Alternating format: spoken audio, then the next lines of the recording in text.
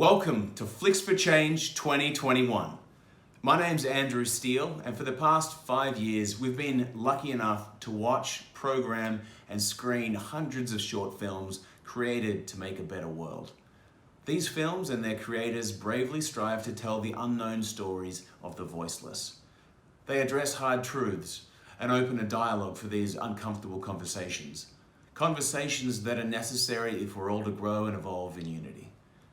Not only was I touched, moved, and inspired by the films, but I've had the privilege of meeting so many incredible people along the way, ranging from the talented filmmakers to you, our open-minded audience, to the passionate and selfless workers of nonprofits, like my buddy, the late, great Frank Shankwitz, the creator of the Make-A-Wish Foundation. On the same night I met Frank, I met another guy who I've been on a remarkable adventure with ever since. I want to thank you, our community, for joining us on this adventure. I'm talking about the smooth-talking, fast-thinking, sharp-dressing, terrible dancing, above-average singing, co-founder and festival director of Flicks4Change, the one and only Mr. James Hawthorne. Looking sharp, mate. Thank you, Andrew, and welcome, everybody. Let's face it, 2020 was a really weird year, so I'm going to call 2021, this iteration of Flicks4Change, the year of still here. A few months later than normal, but we're doing it again. We are apart with Andrew in Australia and me here in North Hollywood, yet together. So with that said, I want to thank our not yet sponsors, Facebook, Instagram, YouTube, and Zoom. You might be wondering, why, James, are you wearing a tuxedo? There's no venue. There's no stage for you to stand on. We're not out in the crowd. Who are you trying to impress? Well, I'm just trying to keep up with my little man. Meet Tuxedo. So he's my little boy, and he decided to wear a tux to the show. So as not to be outdone, I decided that I should wear one too. Yes, thank you, boy. On a more serious note, 2020 was probably one of the worst years in American history, which is why I went and got a puppy. A lot of you probably took up new hobbies, rescued an animal. Luckily for us, our filmmakers got to doing what they do best, telling incredible stories. This program really is a reflection, and I think 2021 is a time for reflection. And I want to thank our filmmakers for lending their artistic voices to help us do just that. Many of the films this year offer lessons to learn, others provide hope, and yet others remind us that on some social issues we still have a long ways to go in order for us to turn our unlimited potential into the potency that we are all capable of in terms of moving the needle forward on social change. I think that this year's program is really a reflection of not just who we are, but more importantly, who we can and hope to be. So we're going to bring all these lessons, all these films together with some awesome panels at the end of each film program. We have interviews with the filmmakers and with activists, and they are really at the forefront. They're the driving force behind social change, and there would be no Flicks4Change without them. So I can't wait for you to see what they have to say in these interviews. Now, there also wouldn't be any Flicks4Change without you, our audience. So we just told you what we're going to bring to the table, what our end of the bargain is. Now, we're going to ask you to hold up your end of the bargain. You might be like, what? What do you mean our end of the bargain? We thought we were just going to watch some films. Well, why don't you tell them what we mean, Andrew? Well, this is your community and your event. So comment and ask questions during the program on whatever social media platform you're joining us from. Stick around for the conversation after and comment and question some more. If we were live, I'd be running through the crowd, awkwardly stepping on people's feet and putting a mic in your face when you raise your hand, so this is actually way better. After the program on night 3, we need you to cast your votes for our 2 Audience Choice Awards. Favorite film, your favorite film for any reason, and the Flick4Change, the film most likely to inspire social change. On whatever platform you're viewing from, make sure you're signed in to your account. Go down to the comments section and write vote favorite in all caps, then write the film name, and vote change in all caps, then the film name for the Flick4Change. Only 1 vote per person, please. If you missed that, instructions are available on our Eventbrite registration page. Voting is open till this Friday at 11:59 Pacific Daylight Time, and winners are announced on Sunday across all platforms. So we love your votes, but we love your action even more. Tell them, James. Yes, Andrew, we certainly do love action. So with that said, we got something really special this year. We're going to be running a hashtag Be the Change campaign starting in 3, 2, 1, now. So what does that mean?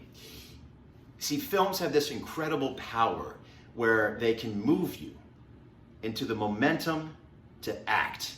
And it's that moment where you decide to act, where you make the transition from mere audience member to change maker. And we want you to share your story and share that process with us. So whether you decide to take a next step forward by donating to a nonprofit organization of your choosing, volunteering with a nonprofit organization and donating your time and talents, or whether it's just simply making a change in your daily life or one single momentous act, we want to hear about it. So we want you to go on to either Facebook or Instagram in the 30 days following the opening of our festival, which is tonight. We want you to upload a picture or a video and hashtag Be the Change of you taking that step, of you being the positive change that our world needs to see. You can add a brief description of what it is that you're doing and why you felt inspired to do it. If you really want to make someone's day special, go ahead and mention the film or the filmmaker or panelist who inspired you to go and be the change. Now, we have a really incredible prize for the winner of this campaign, which we will announce on April 24th. I'm not going to tell you what that prize is yet, but I am going to tell you that it is worth over $1,000. So you're going to want to stay tuned over the next 3 nights as we reveal more about what that prize is and some ways for you to get involved with this awesome community that we are creating together. I'd like to take this opportunity to thank our incredible team of professionals that volunteer and donate their time, energy, and passion to help us put on this festival year in, year out. It really wouldn't happen without them. So a huge thank you to the collective backbone of our organization, the tenacious Tracy Saunders and Artist Factions, the kind Kelly McDonald, the amazing Mira Maid, nice Nick Gell, and dashing Daniel Moxham. We'd also like to thank our long-time supporter Larry the Legend LeBeau and New Filmmakers LA for their prized partnership. Now, James, I'll throw it to you for our East Coast thank yous. Thank you. Thank you for those thank yous, Andrew. I'd like to thank our Washington, D.C. crowd. Thanks for tuning in, and we're thrilled to have you with us. First of all, I want to thank our #1 supporter, my mom, Barbara Hawthorne. She really made it possible for us to launch in Washington, D.C. Back in 2018. And I want to thank her and her entire community of friends and supporters for joining us and helping us really make an impact. So thank you so much to her, all of our DC area nonprofits, all of the vendors and caterers that helped us put on some tremendous events in those 2 years. And let me tell you, we cannot wait to be with you live in person again soon. Thanks so much.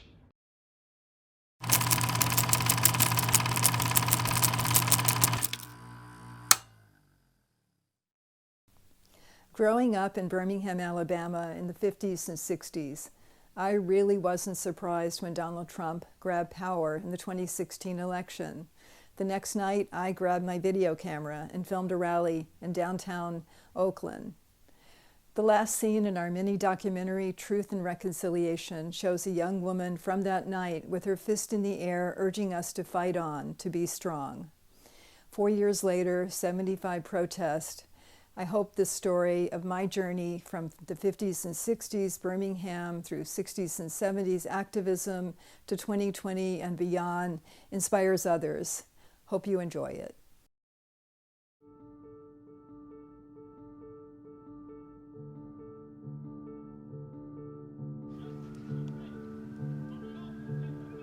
I'm out here today because I want to support the movement of creating equality in our country. I have been completely outraged from day one in learning about police brutality against minorities. We're suffering from racism. We're murdering our own citizens and treating them like animals. We take a knee in peace. We take a knee in respect.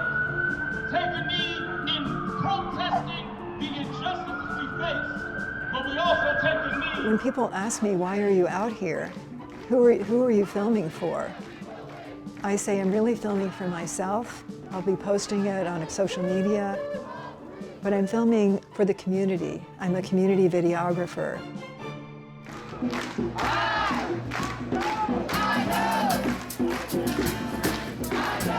I've attended and filmed more than 60 marches, rallies, vigils, and demonstrations.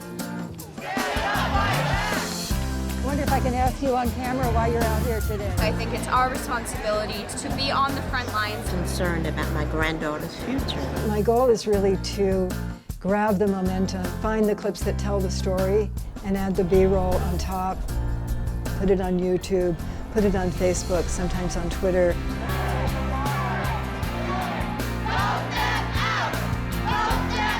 I'm on a mission. I'm really on a mission. I need to be there, and I don't know exactly where that's coming from, but I do feel driven by what's on the top of mind for most young people, and that's, will we have a world? Will there be a place for them to have children and to bring children up in? I do not want to watch the world ignite around me. I might not have kids, I might not have a planet to live on when I grow up. Something that is happening now. It isn't about coming out against something, it's actually coming together. But I'm really trying to show people this is what's going on. This is what's going on in our community. We need you to be accountable. We need you to have our back. Sean, stand for black and brown unity.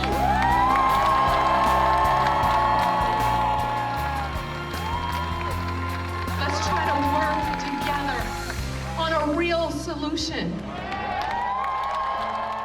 And I think it's my example from the 60s and 70s of really believing that protests can make a difference. I saw that. I saw that we've protested against the war. We went out and protested for civil rights, with early women's rights, with early gay rights, and a strong message of climate-related things.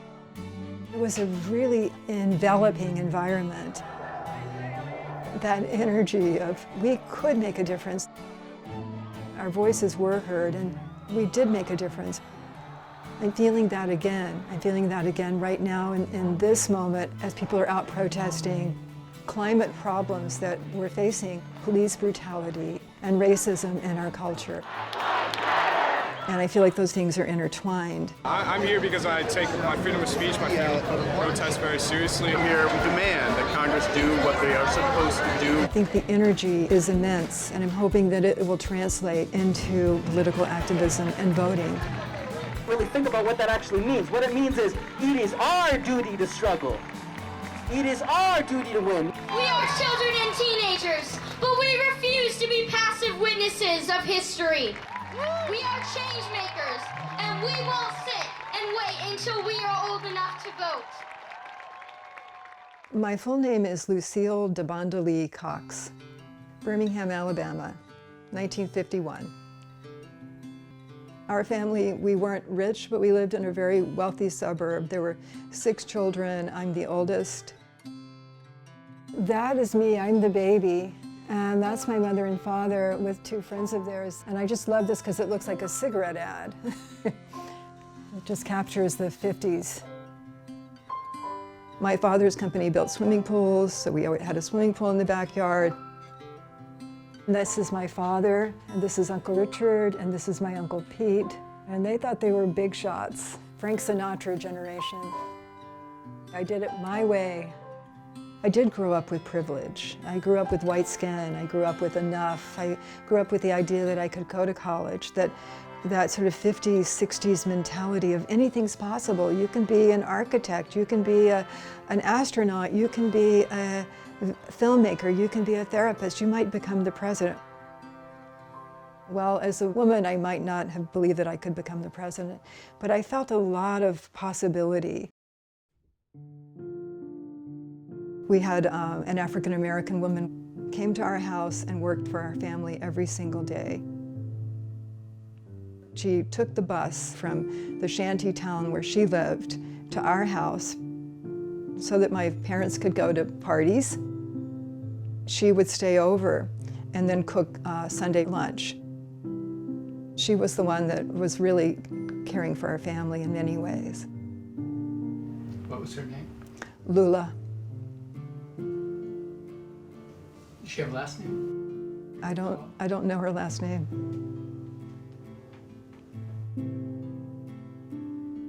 I've watched the way Lula responded to the way she was treated. I could see the expressions on her face, even if it was just a shadow. How downtrodden people were and how afraid people were in their bodies and in their spirits.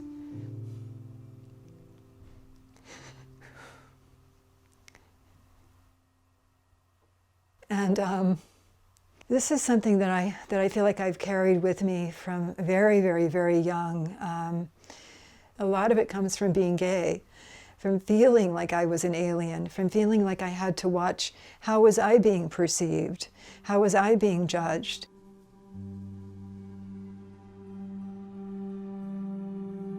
I remember, I think in probably second grade, third grade, just feeling attracted to one of my classmates and thinking, this is strange. I thought, what can I do about this? Who can I share this with? And I spent a lot of time thinking about that, and I recognized that I couldn't tell anybody. You know, as hormones work in junior high and high school, I actually developed real crushes. And I thought, I think what's going to happen is that I'll be sent to a psychiatrist, and I might end up going to a mental hospital.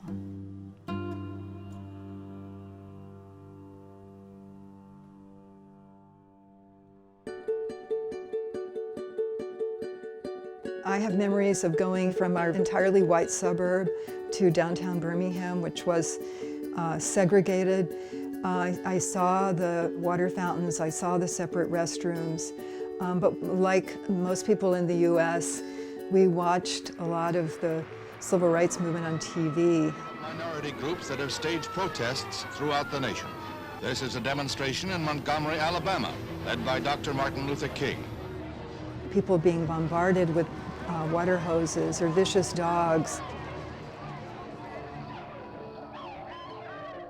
This is me on the right and my sister Kitty on the left with one of our doll babies and a big hunting dog, very prominent in the front.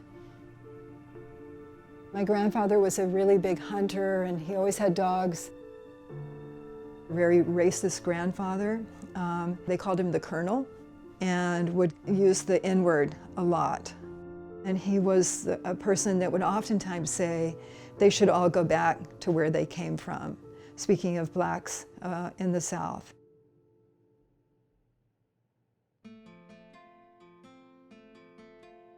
Remembering myself as a 8-year-old or a 10-year-old in Birmingham, Alabama, as that young child who was struggling with my gay identity, who was struggling with what rights do black people have in this country, what rights do women have in this country, and thinking about myself today.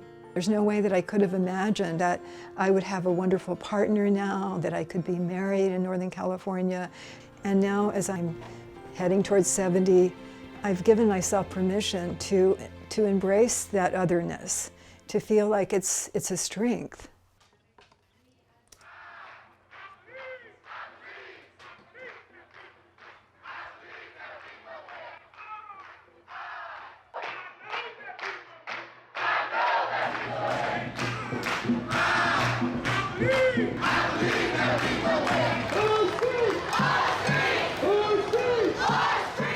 In 2044, this country will be majority and minority. White people will be the minority, and we will embrace diversity, liberty, and justice for all. I won't be here in 2044, but I need to continue to document this resistance. Ones who are fighting in the name of our children, who deserve to be loved. this is what I need to do now. Pray for peace and light. We pray, let me see those fists up. For the sun to come. We pray. Let our people breathe. We pray. As we used to say in the 60s, you're either on the bus or you're not. And I think that everybody's got to get on the bus for this one. And I want the young people to be driving that bus.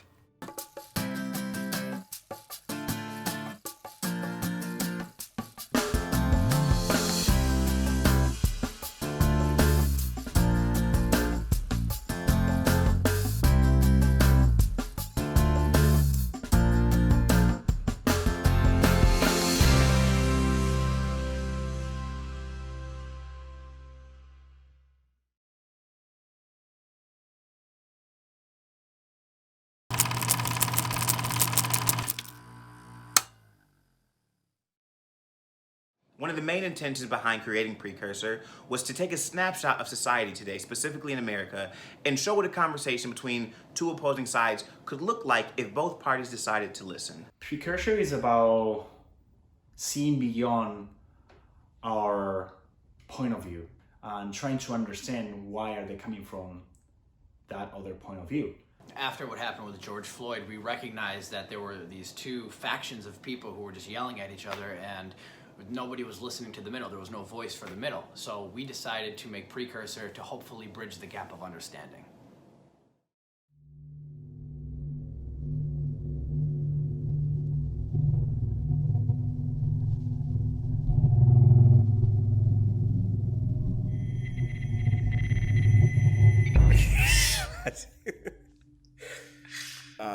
So, got any siblings? Yeah, one older sister, two little brothers. Cool. You? Yeah, two older sisters, one younger brother. Really? Yeah. That's fine. What do you do for a living? I'm a high school teacher. Really? 10th grade history. Cool, man. What about you? Bartender. Oh, cool. Pays the bills. Nah, you the man to know. Okay. I don't know about all that. Jim Carrey or Dave Chappelle? Come on, man. That's not a fair question. They're both legends. Does my life matter? Doesn't everybody's? That's not the question I asked you, bro. I don't know what you want me to say to that. My life matters, maybe? I don't know why people always try and die. I'm not going to let you bait me into some Bait? talking point. It's just a simple question. Doesn't a cop's life matter? Doesn't a veteran's life matter? Doesn't Bro, an unborn baby's life matter? What I'm asking Tell me more about how you're always the victim. Victim? Whoa. Tell me more about how affirmative action, You have no idea what Black it's like History to be black Month, in America. all black colleges, To be BET. constantly reminded that if you are there was not a good enough. WET network, when a you little say black that's girl plays with racist. Or Barbie if there was a dolls, White she sees History the Month, white one is imagine beautiful and that. the one that looks like her Don't is you see the dirty. hypocrisy You there? have the privilege to just turn the TV there off it is, and my all your issues go privilege. away. I was wondering how long it was going to take for you to bring that up.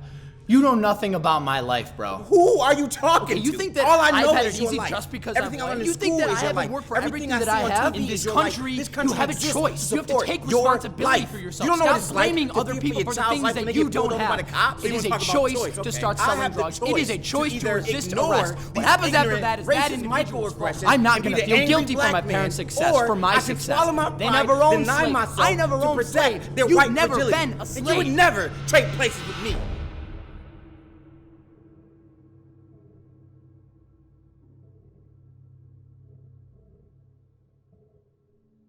Why does it offend you so much when we say Black Lives Matter? It's exclusionary.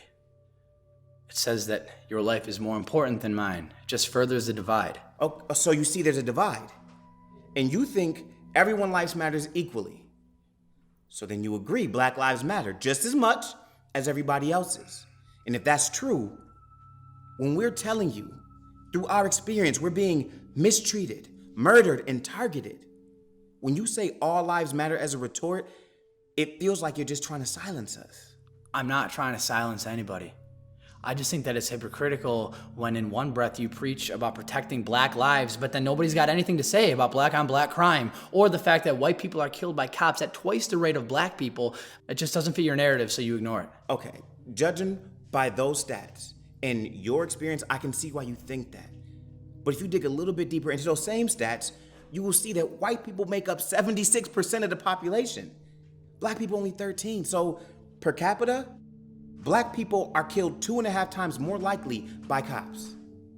Now, black on black crime, right? What about black on black crime? It's murder, and it's wrong. And even though it happens just as much in the white community, I don't hear anybody out there screaming about white on white crime. That's just crime. And it's a distraction from the real point about police brutality. I've honestly never heard that argument put that way before. I guess I'm just tired of being made to feel guilty for something that I have absolutely zero control over. I'm not gonna feel guilty just because I was born white. You shouldn't. And I shouldn't be seen as guilty because I'm black. You shouldn't. But when we say white privilege, it really seems to get under some of y'all's skin. And I just wonder, like, why? Yeah, it really does. You're basically saying that my life has been easy because I'm white. It completely diminishes and invalidates my struggles. You don't know what I've been through. You're right. I don't. And I don't pretend to. Right? White privilege is not saying that you have it easy. It's just pointing out the fact that in this country, you get the benefit of the doubt. Your innocence is assumed. Now, I don't want to take away from any hardships you've had in your life, and I'm sure you've had your fair share. There are just certain things you don't have to worry about. Certain precautions you just don't have to take. You have the privilege of not seeing the other side. Yeah, but even that right there, it sounds like you're playing into the victim mentality. The moment you stop taking responsibility for yourself and you start blaming everyone and everything around you for your problems, you give away your power. I know a lot of black people who are doing really well in life, and it's because they refuse to play the victim. Look, man, all I'm saying is that if you're looking for racism, you're gonna find it. Believe me, racism is there whether you're looking for it or not. But what I will say is, yes, we all know people that want to play the victim in life, black people included. I'll give you that. But as a whole, black people have been put in a place to have to catch up since we touched down. We all know slavery was wrong now. And we all can see Jim Crow was on the wrong side of history. But what about the war on drugs, right? And how that disproportionately affected black communities? What about mass incarceration? Why is it that when a black family moves into a predominantly white neighborhood, property value immediately goes down? We are not helpless. And we want to do it on our own. There's just all these invisible hurdles that you don't have to see when you're in a position to not be affected by them. Okay, time out. Just back up for a second. That thing you said about real estate and land value, that's happening today? Bro, yes. Dude, that's so messed up. I agree. Where would I have learned that? Like, they didn't teach that in school for sure. Trust me, I know. Okay, so what is it that you want from white people then? I don't think that abolishing the police is the right idea. Look, I'll tell you this. Anybody with sense does not want to just erase the police. Okay. Then what? Look, I don't speak for all black people, okay? For me, big picture, there are systemic changes that need to be made, right? The housing market and redlining, education and equal resources, criminal justice system, don't even get me started on that. But for you, knowledge is the precursor to change, right? You can't change what you're not aware of. So keep listening. And please do not stop having conversations like these. That's it? Nothing else for me? Just listen? That's a change that can start today. And it's important. All right, I can see you got something for me. What's up? Look, man, I am tired of being made to feel guilty because I'm patriotic. I love my country. Our country.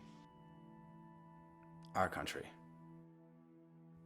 I don't want to be at risk of losing my job because of a retweet either. So I guess don't write somebody off just because they don't get it right away or they don't get it all the way. I mean, look, right here, me? How would I have known any of this if you didn't give me a chance? That makes sense. Cool. Word. That was intense. That was intense. Yeah. I appreciate you. Nah, I appreciate you, bro. So that bar, where? Oh, yeah, so it's actually right around the corner. It's on Hurdle. Oh, okay. Yeah, So, man. what you saying, drinks on you? Honestly, drinks on me. Hey, you can finish the conversation. Yeah,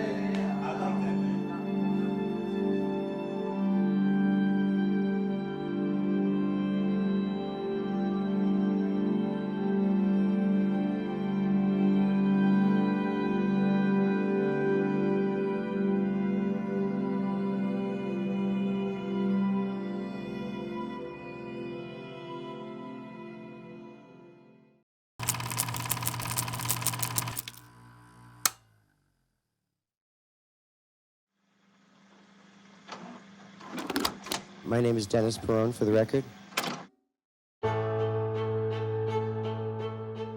This is not about me.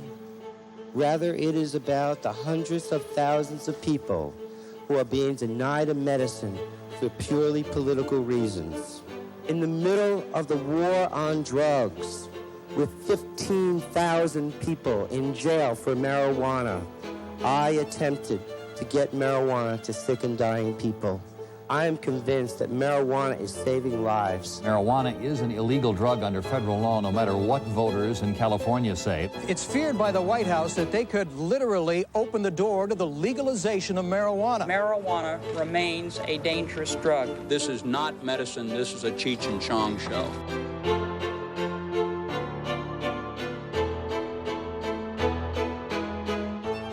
Calling marijuana medicine sends a dangerous message. If law enforcement people don't like the message, they really don't like this messenger.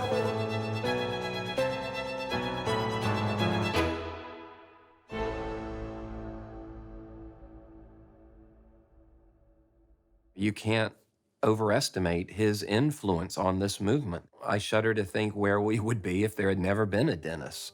Dennis really was the instigator of this movement. I mean, he launched it. He just decided to stand up for people who were shunted aside by society, and he became a voice.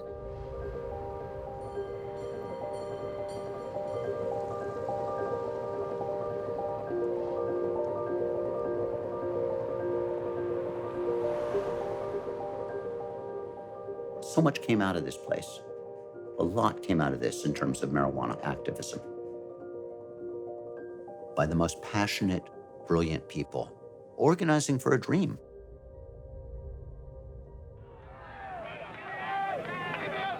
Back in 1982, it was a difficult time to be a marijuana activist. But we took the position that the law should change, that these laws were wrong, that they were harming people, and that we wanted to get that front and center. We wanted that in the paper. We wanted people talking about that. And that is why I joined the Yippies. We'd bring like 5,000 people together in Manhattan, down in the village, and we would bring in speakers. And Dennis was our very greatest speaker, ever. And he'd get up there on stage and he'd say, "My name is Dennis Perone. I'm a gay man from San Francisco, and I've come here to speak to you tonight about legalizing marijuana."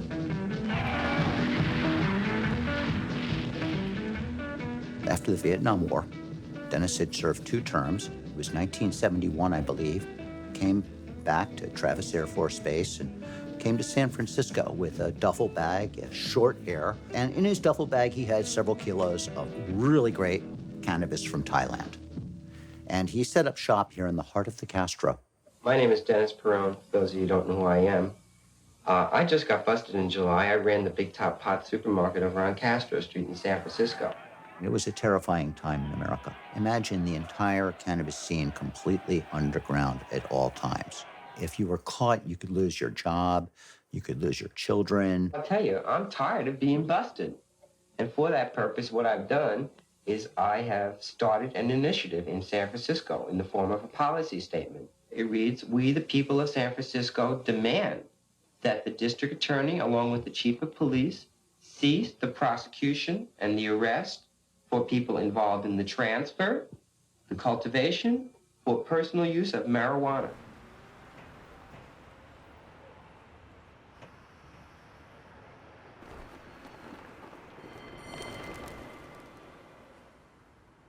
Come here, guys. Let's stay in a pack.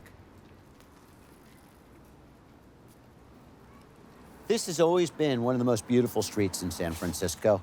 Dennis used to love Ford Street. We always did. It's hard not to love this street. This is the first cannabis buyers club in the entire world, right there. This is where it all began. This is where Dennis Perone ran his underground club for a long time, and then eventually decided to come out of the closet and open it up and go public and sell marijuana to AIDS patients. Right here, this is the very first cannabis club in the entire planet. Started right here. When I arrived in San Francisco, the Castro, you had the people like me who are young gay people arriving and finding the one sort of home base of freedom where you could be you, the place we could go and be safe and free and live. But there was also that dark cloud. It was the AIDS epidemic. People are leaving in droves because there's this terror. It's this epidemic, this disease that no one knew much about it. The world was scrambling. So here you've got the gay community, you've got the AIDS epidemic, and you've got Dennis Perone, the most notorious drug dealer ever. Now we suddenly started seeing it as a therapeutic drug, something that could help our dying friends. And out of that came the effort to legalize cannabis. I was caregiver for my best friend who died of AIDS. He lived far beyond what his doctors expected him to, because I was able to go to Dennis's club and buy cannabis and bring it home. I was diagnosed with HIV March 5th, 1990. I just want to stick around, and pot's made all the difference in the world to me in helping me stay alive. A lot of people suffered, a lot of people died, and a lot of advances were made slowly. At that point, everybody in San Francisco was fully aware that cannabis was helping the AIDS community. And that's why they voted overwhelmingly in favor of Proposition P. It simply said that marijuana ought to be added to the list of medications that a person who's sick can obtain or use in California. It was real simple, real short, real to the point. It definitely opened an entire new chapter. First, it was the very first marijuana initiative anywhere ever. So all of a sudden, journalists and mainstream society had a reason to talk about medical use of marijuana. That was, I think, the key insight of Dennis, namely to go medical and to do it in San Francisco first. In fact, everybody here As soon as it passed, it sent a really strong message to the city and allowed Dennis to begin operating a medical marijuana club. I had the good fortune of meeting Dr. Todd Micarea, who was sort of the earliest active practitioner of cannabis medicine. We counted over 200 different conditions that he was finding his patients were benefited by cannabis. I discovered that there was an iceberg here of which we had only seen the tip. I was diagnosed with glaucoma a year ago, April, and I've been told for years that it would help the pressure of glaucoma. Well, I have AIDS, and I've had AIDS for 15 years, but I take it because it increases my appetite and it makes me feel better. Every age group, every medical condition. And that turned into a really neat thing, because instead of just a bunch of guys with AIDS, suddenly you had women going through chemotherapy. You had older guys with arthritis. You had young kids with non-Hodgkin's lymphoma. It was remarkably supportive. Dennis was particularly aware of people who were kind of forgotten by society. So we would get calls from all over the place of people trying to find out what they needed to do to get a prescription. Because of my experience as a nurse and having worked with doctors who understood medical marijuana's usefulness, I talked to the press about that. I wrote letters to the editor. Dennis, he just understood that you had to use the media to change the greater opinion of the public. That was the best way and really the only way to do it effectively. Marijuana that happens to be baked into brownies. A San Francisco woman who has smoked the stuff for decades says her marijuana brownies are good for the AIDS patients she visits every week. Not surprisingly, the police think otherwise. Brownie Mary, as she's called by friend and foe alike, is in big trouble again. Caught in the act of baking up 20 dozen marijuana brownies, most of which, she says, were intended for dying AIDS patients. The Brownie Mary bust, it was a godsend. I mean, you couldn't script a more humanitarian scenario than what this was. It's an appetite stimulant. I mean, God, they can eat a brownie, and in 2 hours, they're ready to eat a big meal. For the past 9 years, Brownie Mary's been volunteering once a week here on the AIDS ward at San Francisco General Hospital. I just smoke my joints, a couple joints a day. I think that Brownie Mary's arrest gave Dennis an entree to the media to be able to make the case that they had not been hearing before. Mary was running this whole underground operation. Dennis was running his own underground string of clubs, his club business. So we basically decided to fuse the two together and create a cannabis club just for AIDS patients. It was called the Cannabis Buyers Club. We allowed the media to come in. We gave them unlimited access to the club. We asked them to ask folks why they were there. It helps the pain go away. It helps my mind, take my mind off the pain. It completely changed the way people saw cannabis. People saw it as medicine. And it built a community. It built a very supportive community of people just basically supporting each other.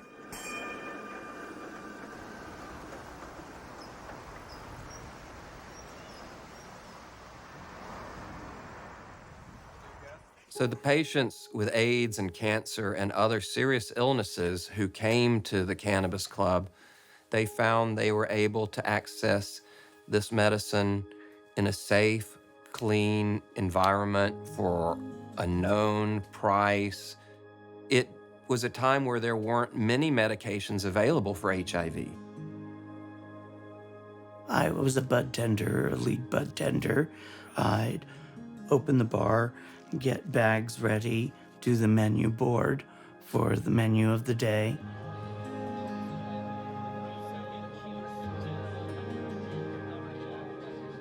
You'd walk in, you'd see people sitting around on sofas and chairs. There was usually a big table, people hanging out, talking, listening to music.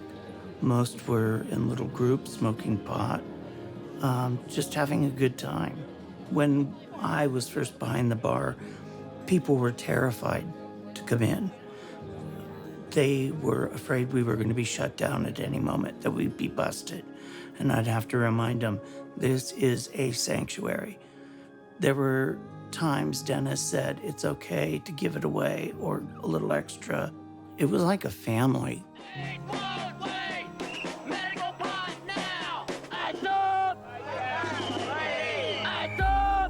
The AIDS Coalition to Unleash Power acting up at HHS, demanding that federal health officials legally unleash marijuana for medical use. Federal officials here in Washington insisting that marijuana is potentially very harmful.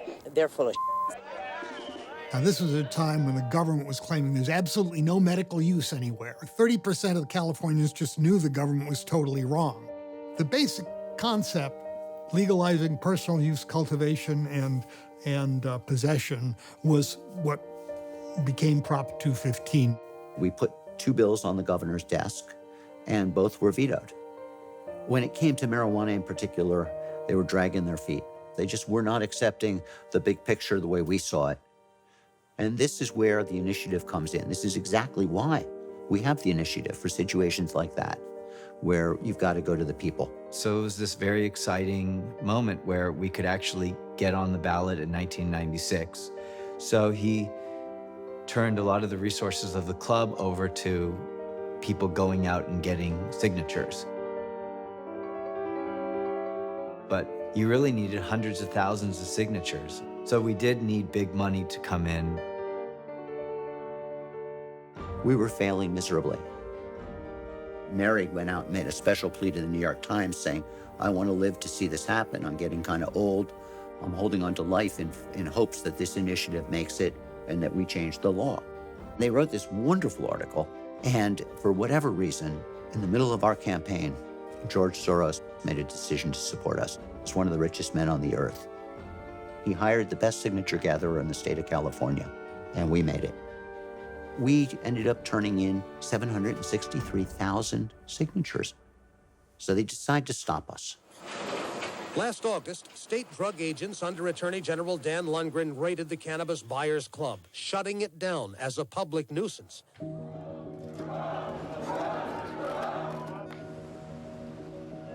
We told the media, we're not going to defy them. We're going to stay closed, and we're going to let the general public decide. All around us, in various places, other people started selling cannabis, doing exactly what we had been doing, just doing it in another place. And we celebrated every one of those clubs.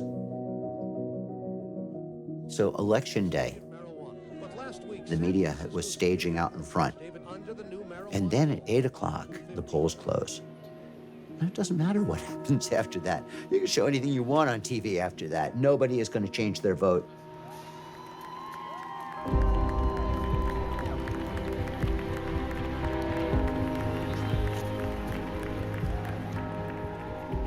We partied. When midnight came, I lit up a joint for a cancer patient that I knew, making it for the first legal toke in California. Dennis's basic quote at that point was real simple. The people have spoken. Democracy has won. The rest is history. I don't think people realized how significant it actually was until actually later, because it had such a huge effect on the country and the politics of California. Medical marijuana completely changed the image of cannabis. Growing and selling marijuana to sick or dying people. This club is ground zero, the heart of a national movement. Finally, we had gotten out from under this decades-long restriction against using cannabis by a vote of the people, letting the people have their voice.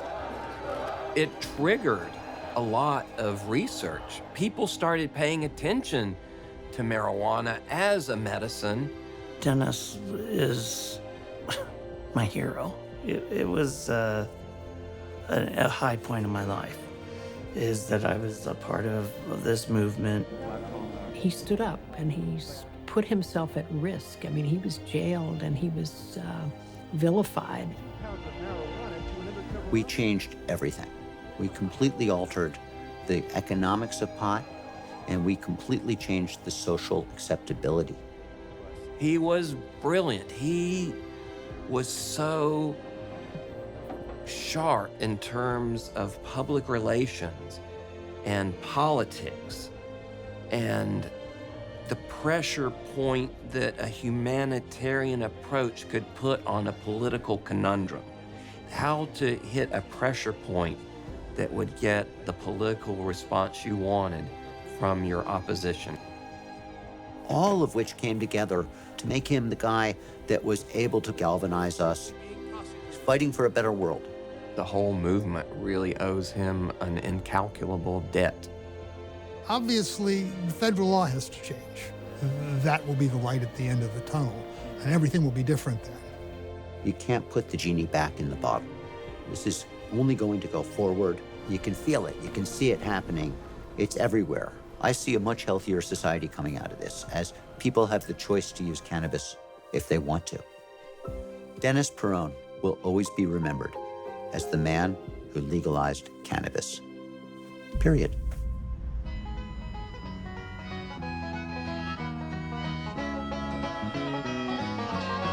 I'm gonna tell you the story of Dennis Peron, our neighborhood dealer, well-liked and well-known. His stuff was organic, it was always on sale, and now he's facing more time in jail. Tell me how many ways, how many times must we be the victims of victimless crimes?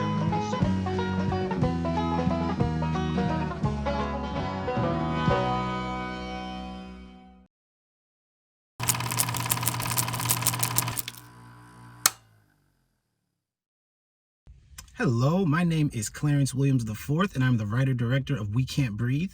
We Can't Breathe tells the story of a young couple that clashes in the wake of a racially charged murder. Essentially, the intention behind this project was to capture the opposing views of the Black Lives Matter movement as well as the All Lives Matter movement. And by the end of the film, I hope it leaves you guys with a lot to think about and a lot to discuss. Thank you very much.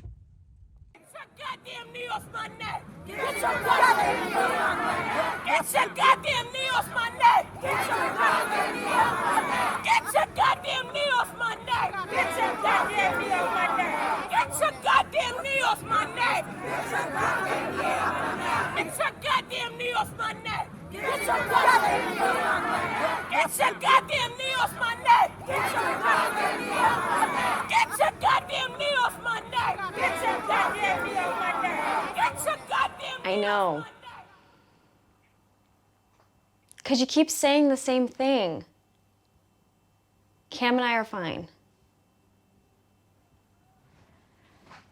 Why does it sound like you don't believe me?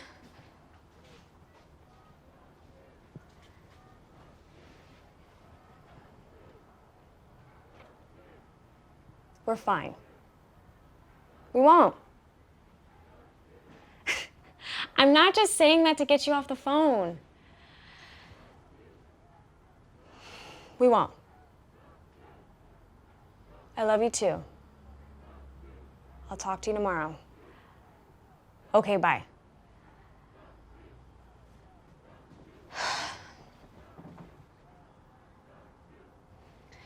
Sorry, you know how my dad likes to talk.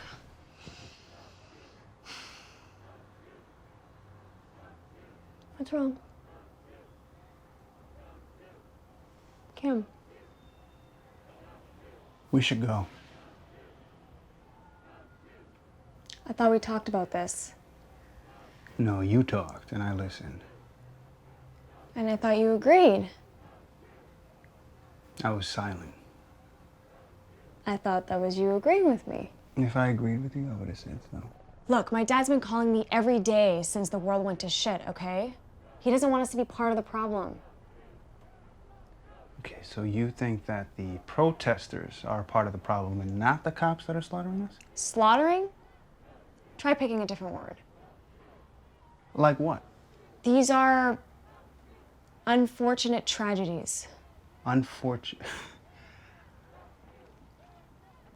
When you are, I don't know, driving down the street and someone jumps in front of your car and you don't have enough time to stop, so you hit them and they die, that's an unfortunate tragedy. But when you put your knee on someone's neck for 9 minutes, ignoring all the times they told you that they couldn't breathe, that's a slaughter. But you're not looking at how it started.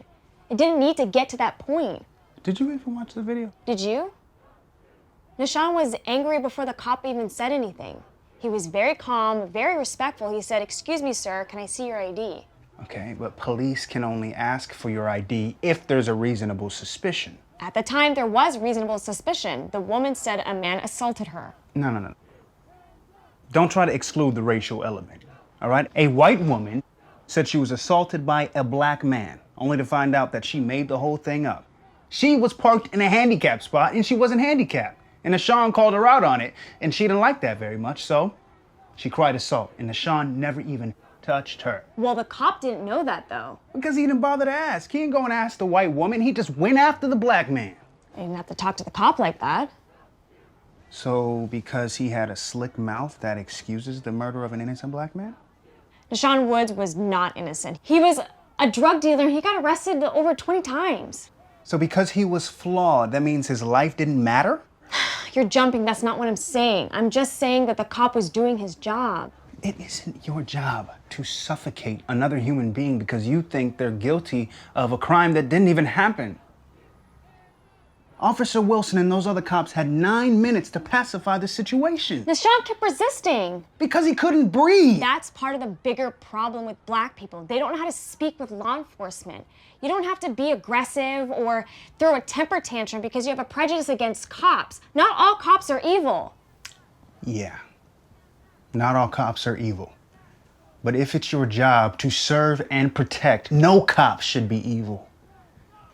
I shouldn't have to look at a blue uniform and wonder if they have a moral compass. I'm just saying that a lot of violence could be prevented if black people just did what they were told. I don't feel unsafe around cops, and that's because I know how to conduct myself. Yeah, well, you're also the daughter of a white police officer. And that's wrong? No. It just means I'm talking to a brick wall. So you're calling me biased? You are. We've been together for 3 years, and anytime there's a police brutality situation, you side with the cops. I'm not siding with anyone. I just notice a pattern. Black people need to cut back on hostility. Yes, Black Lives Matter, but so does Black demeanor. Okay, so would you tell a deer not to be afraid of the hunters who are walking around with rifles? And that's another thing. Black people are not being hunted.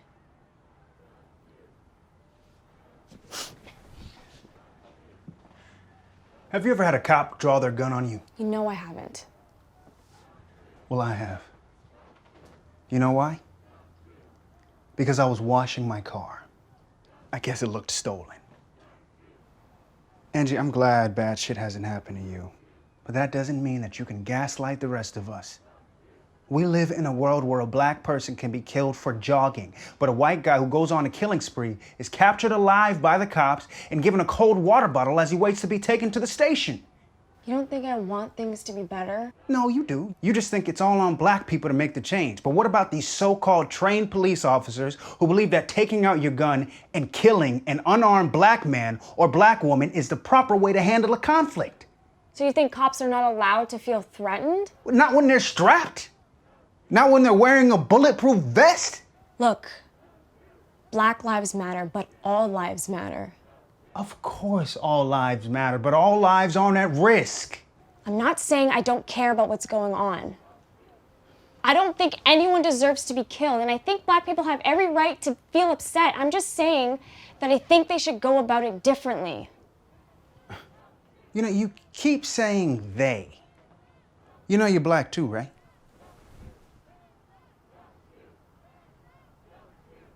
Wow. Sometimes I feel like you don't know who you are. And I'm not blaming you for that. I mean, I know you never got to know your mom. Well, I'm sorry my mom died when I was a baby. Shame on her. No, that's not what I'm... You were raised by a white man.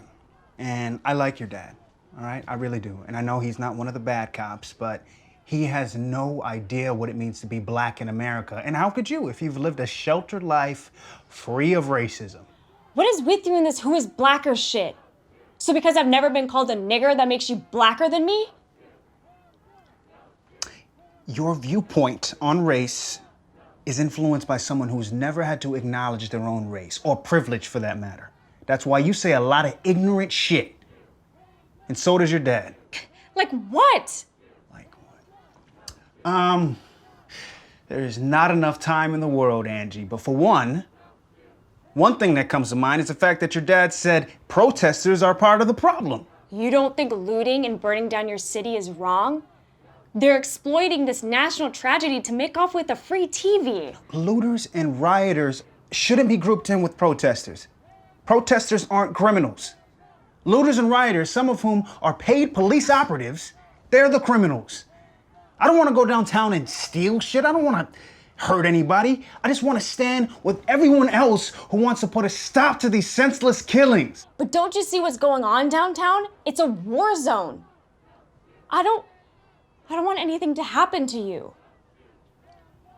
I am tired of just posting shit on social media hoping that it speaks to somebody. I want to get out there. I could have been Nashawn. You're not a criminal. But I am a black man, and that's enough to put a bullet in my head. Cam.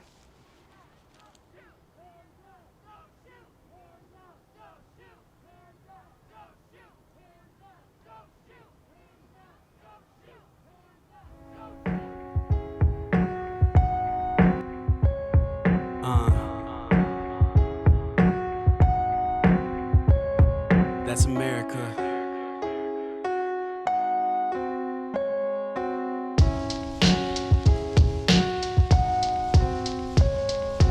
Freedom is a fallacy. America, she lied. Pursue the happiness unless your skin makes you a crime. Police and property, but they don't care about a life though. Maybe white folks, that's what people getting hype for. Black lives matter. We can't even have a slogan without white folks gentrifying. Media is out of line. Still living life, but emotionally, I'm not fine. Come from slaves, say the shackles were mine. March in the street, they say your feet look fine. Black folks just lazy, this is all in your mind. So sadistic, blood on her hands and make you rinse it. Stains on my psyche, they never wanted to fix them. Oh, they want rights, put the knee on her neck. Create barriers to health, education, success. Don't give them loans, I'll choke out the rest. And they wonder why I'm stressed. That's America. That's America. That's America. That's America. That's America.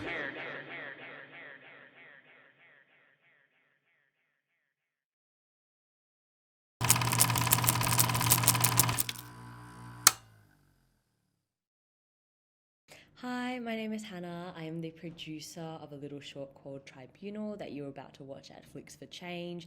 Thank you so much to everyone for coming and Flicks4Change for having us at your wonderful festival.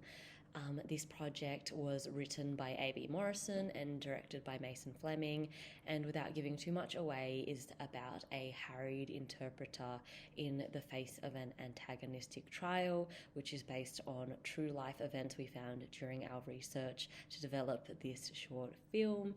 It is so wonderfully performed by Shideh Faramand and Mansoor Noor, and we are so grateful for the support from SBS and Screen West to help this project be made through their diversity initiative. So please enjoy, and we'll see you on the other side.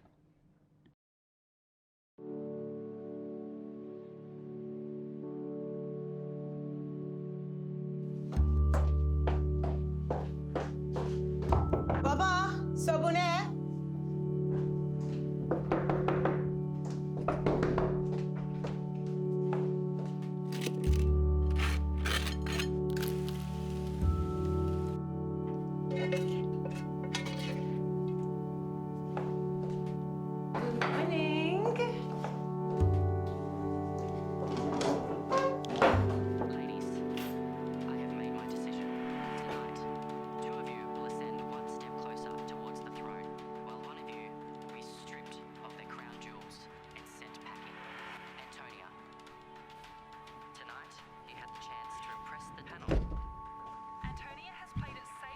بهشون بگو من تحمل این اشغالا رو ندارم.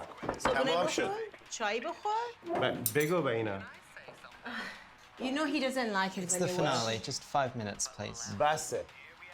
تو رو خود 5 دقیقه. این اصلا بر مغز از اینا خوب نیست. الان 5 دقیقه دیگه. من نمیخوایم همه چیزای بلند بگیرن. همه روز بیشتر. اینا تمام کن. He doesn't respect. بسه بگو به اینا.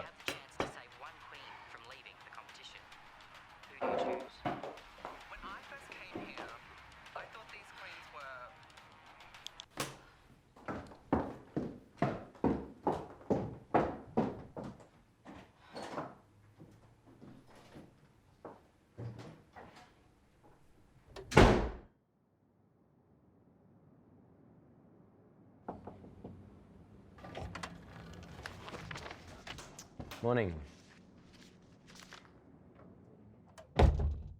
Azar? Yes.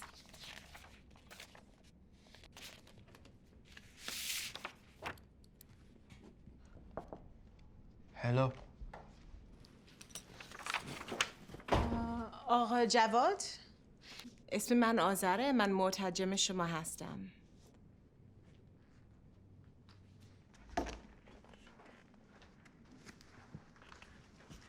Azar, do you promise before God that you will interpret what is said to the best of your ability, and that you will not record, divulge, or communicate any information or document that you have become aware of in these proceedings other than as required by law? I do. And Javad, do you promise before God that the evidence you give will be true? شما در مقابل خدا قول میدی که حقیقت رو بگید؟ Yes. Thank you. Javad, your previous application for protection was rejected. آقا جواد، درخواستنامه اولتون برای دریافت کمک قبول نشد. You've stated here that you were at personal risk of persecution in Afghanistan. However, there is no compelling evidence. برای اینکه شاهدی نبود که ثابت کند که شما در مملکت خودتون در خطر بودید. So what happened in Afghanistan, Jabba? در افغانستان چه اتفاقی برای شما افتاده؟ مرا زدن. یک چند نفر ناشناس مرا زدن. کم بود بمرم. I was beaten by a group of strangers. I was beaten nearly to death. But what had you done? مگه چی کار کرده بودی؟ ما هیچ غلطی نکرده بودیم. We did nothing wrong. He said, we? Who's we, Jabba? منظورت چی از ما؟ عاشقم کردم بود. I was with my lover. Well, we need more information than that. داستانتو بگو. باورت نمیکنه.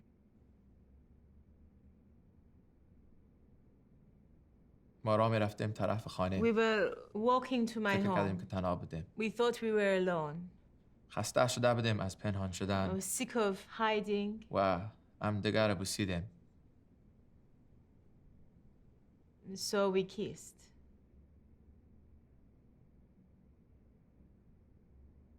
دفعتا یک چند نفر پیدا شد و ما را دیدن در حال بوسیدن. Suddenly, a group of people saw us in the act of kissing. بسیار سرصدا و چغست کردن و طرف ما دویدن They started screaming and yelling and running towards us. و مشت لغت ما را زدن. They punched and they kicked us. من فرصت یافتم که فرار کنم اما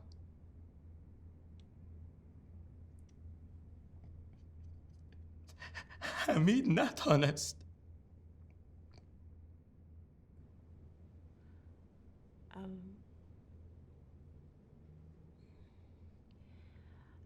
I found a chance to run away, but they got Hamid.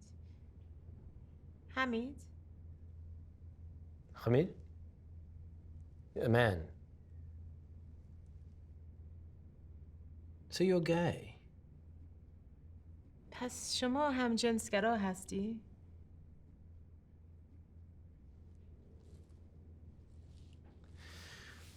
And you left Hamid there? حمیدو تنها اونجا گذاشتی؟ چاره نداشتم. باید فرار میکردم. I had no choice. I had to run. And where is Hamid now? We need to speak to him so we can verify your story. در حال حاضر حمید کجاست؟ هیچ کس خبر ازش نداره. شاید کشتنش. شاید کشته شده باشه. Nobody has heard from him. He could be dead.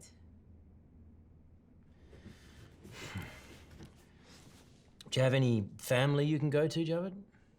هیچ فامیلی داری که برگردی پلوشون؟ فامیلم همه چیز میفهمن. زندگی من در خطر است. My family knows everything. My life is in danger. خیش قوم میخواهن کشته شوم. They want me killed. من پیش فامیلم بی‌آبرو شده. I brought shame to my family.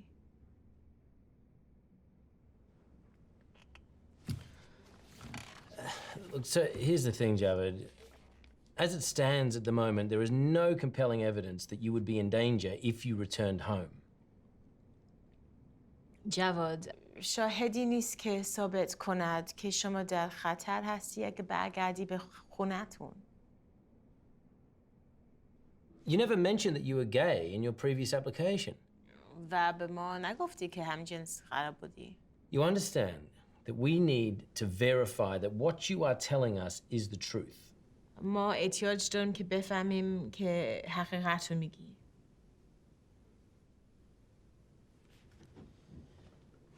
So you were going home together? پس با همین رفتید خونه؟ To have sex? I assume? Hmm?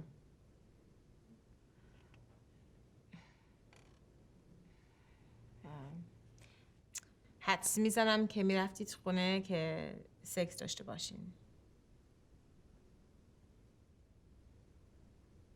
Were you on the top or the bottom? آیا شما فاعل بودید؟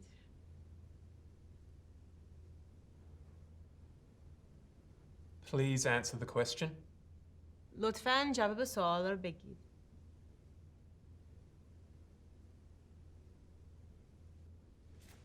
Did you perform oral sex, Javed?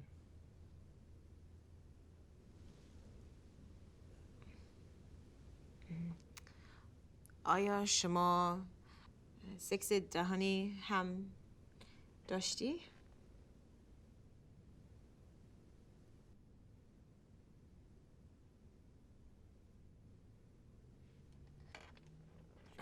Were you the man or the woman?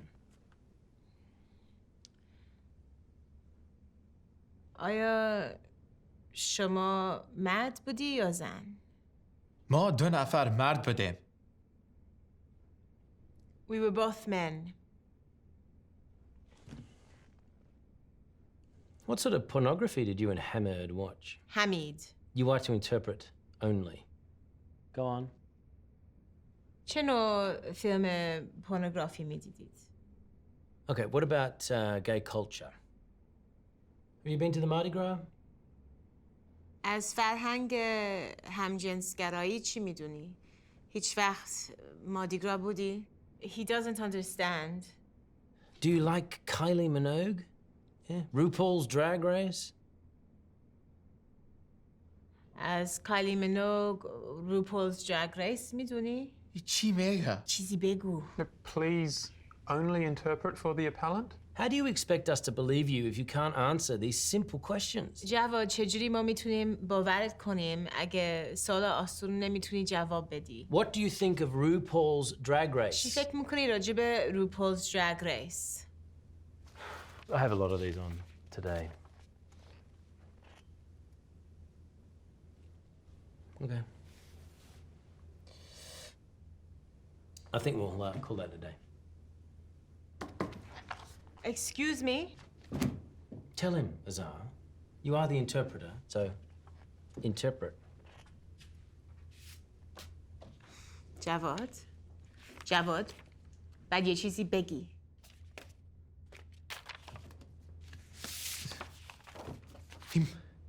این مزخرفات است. این چی ارتباط داره با زندگی ما؟ به این موضوع هیچ ارتباط نداره. این مردک احمق است. بیخی رشخندیز. This is bullshit.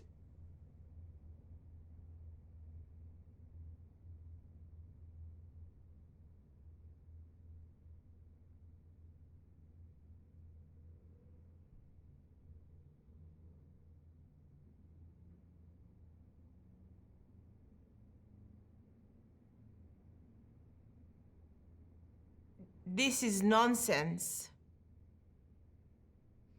Don't get me started.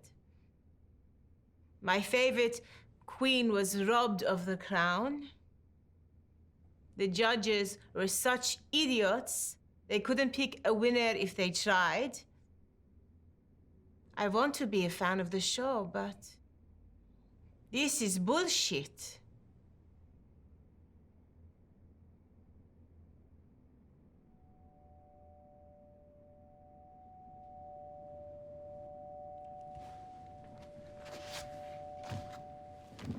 Well, that wasn't so hard.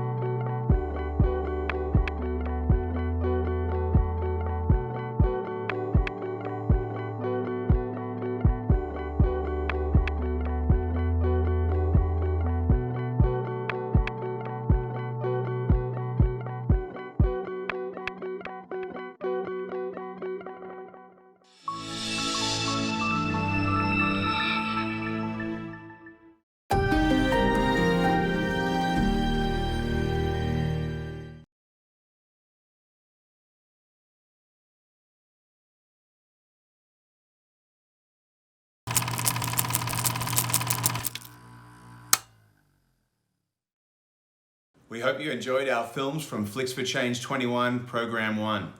Coming up next is our Black Lives Matter panel discussion with the creators of Precursor, Truth and Reconciliation, We Can't Breathe, Scripts for Change finalist writer Isaac Barjona, and expert on the matter David Sotolongo. When watching the panel, please be sure to comment and ask questions. While the panels were pre-recorded, it's your feedback that keeps the conversation continually relevant and drives future collaboration, action, and ideas. Without any further ado, the Black Lives Matter panel. Thanks for your brilliant films. There's obviously a massive conversation happening in the world right now, and what a better time for us to show some films that really talk about this really important issue. So guys, I think the first question I'd like to hear is just what was the inspiration to making this, and where did the idea come to you that you're like, I need to make this film right now? Let's talk to Alan and Corey first on that from Precursor. Yes, and their film is Precursor. Yes, thank you. And thank you for the question. So I'd say in terms of why we needed to make the film, when we made it, and I guess our process was a little bit different. Alan actually came to me with the idea and was kind of like, we need to write this and I need you to write it with me. So from my perspective, it was just with everything happening, outside of COVID, but like the protests happening, George Floyd, like all these things happening back to back to back, and being artists, it's kind of like, how can we help? How can we have a part in helping somehow? And we help through our art, like that's how we speak. And I think it was like those things combining to make this idea, this notion, like we have to do this now, if that makes sense. Yeah, I have a follow-up question for you. Oh, go, please. And then I definitely want to hear your thoughts on it. As filmmakers and with what was going on in the world, did you have ideas for another film you were going to make? And then when you saw what was going on in the world, it moved to the front burner, or what were your plans sort of changed by what was happening in the world around you at all? Well, I'll say that I actually lived in New York City at the time. So I've been there for 5-6 years, and Corey and I have always been writing things together and, working remotely sort of. And when everything hit, I came back to Buffalo just because it made more sense for me to be around my family and my friends and things of that nature. So when everything hit, it was actually the first time that Corey and I had been in the same city for a few years, because he was out in New York prior. So it was almost this amalgamation of like, okay, we're in the right place. This thing happened, and this horrible thing happened, and there's no voice for, the bridging of the gaps between two sides. And that's sort of what we've always talked about, like, there's this polarization in society on almost every issue, and very rarely is there a voice for the middle, like the bridge, to bridge the gap. And so yes, to your point, we had other ideas and concepts that we were working on, and we just kind of put it on the back burner, and we're like, we have to do this. Yeah. And it worked because we were both in the same area. And then Manolo, the director, came down from New York as well. And yeah. I just wanted to say, obviously the subject matter, the way that you shot it was so simplistic.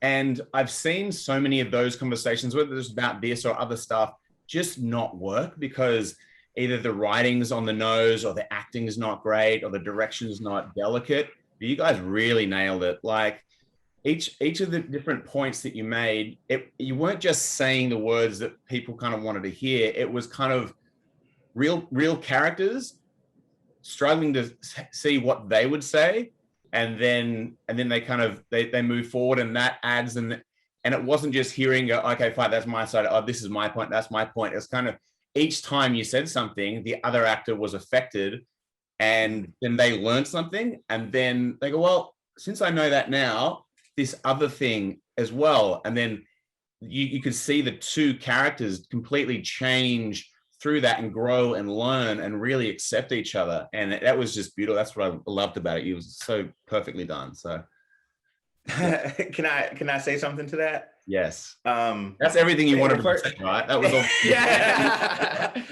pay you later. Yeah.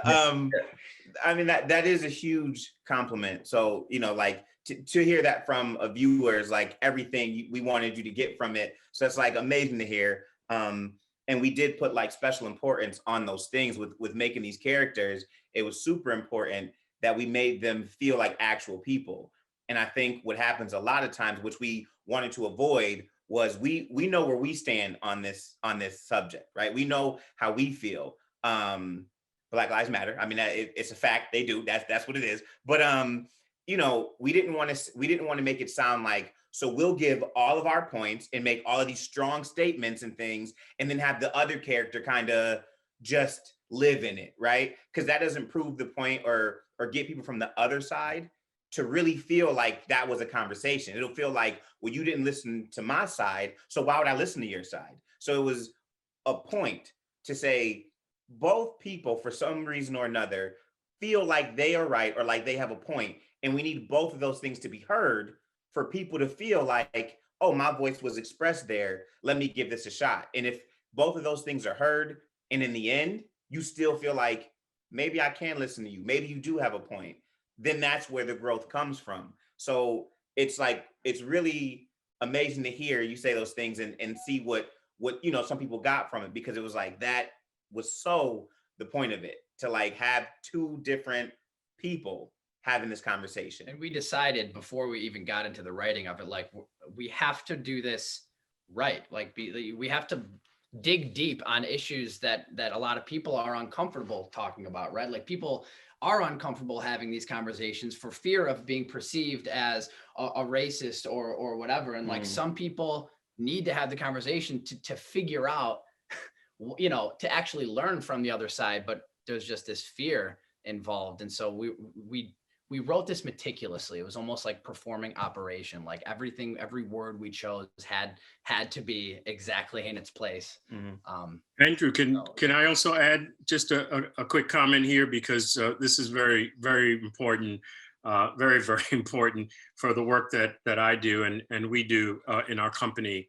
And that is that what you all are just describing is what I do with companies, right? We have we present the concepts, and we can talk more about all of that. But the bottom line, we get to meaningful conversations about race. We get there in increments, as you all both just so eloquently describing, so people could have sort of a catharsis as well as an epiphany about where they are. We're talking everybody, not a white epiphany versus a black epiphany, you know what I mean?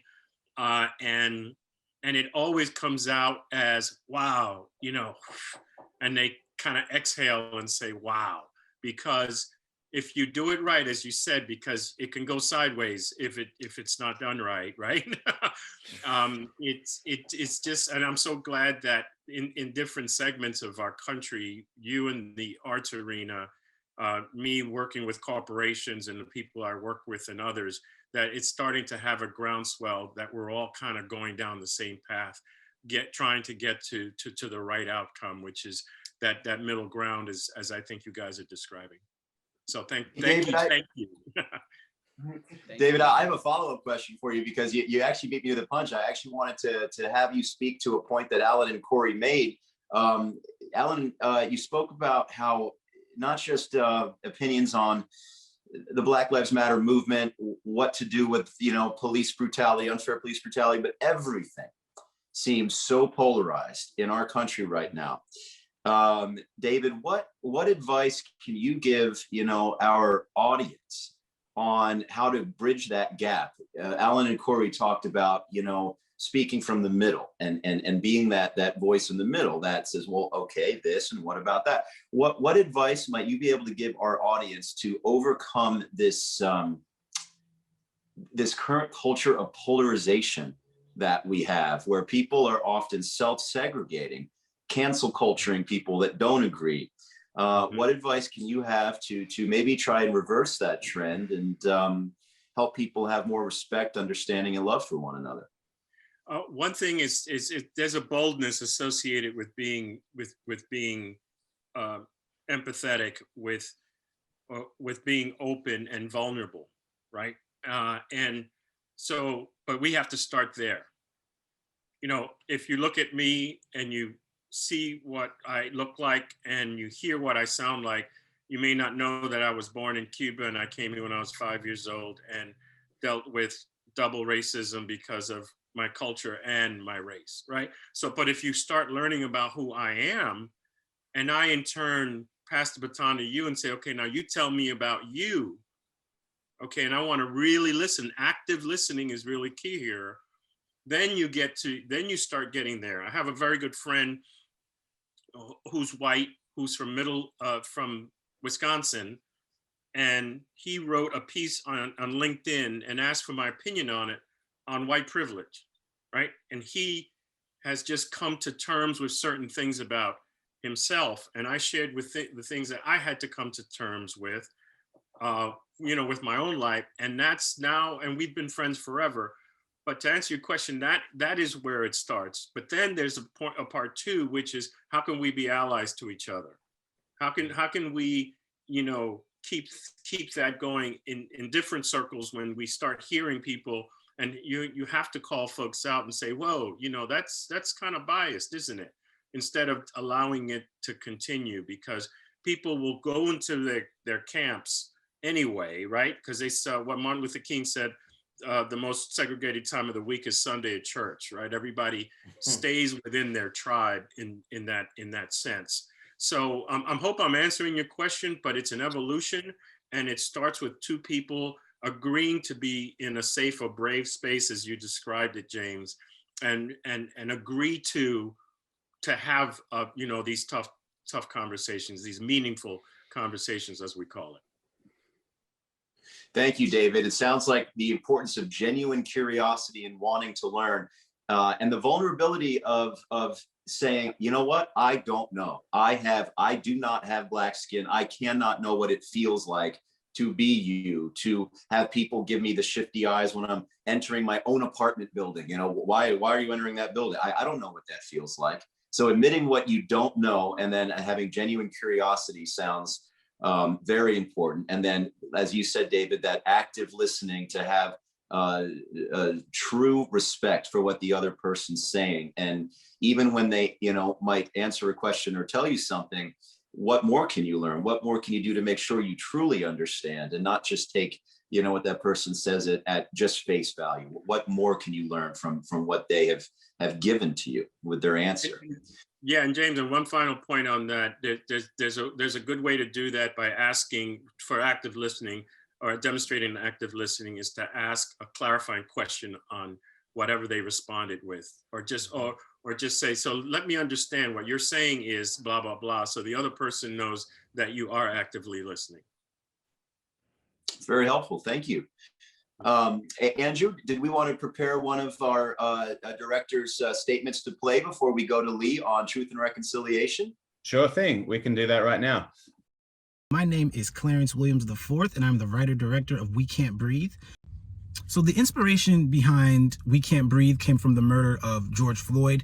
You know, I still think about that, and you know, with the video footage and you just hearing him say, I can't breathe, and they just, you know, the cop just, they will not let him up, will not let him catch a breath. It really stuck with me. And honestly, it wasn't even just the murder of George Floyd. It's, you know, the countless times we hear these stories of Black men and women who are unjustly murdered at the hands of law enforcement. It's traumatizing, it's upsetting. And, you know, I guess the George Floyd situation was the tipping point for me, because when that happened, I was just like, you know what, I gotta write this. I got all these ideas in my head. I want to dramatize this in some way.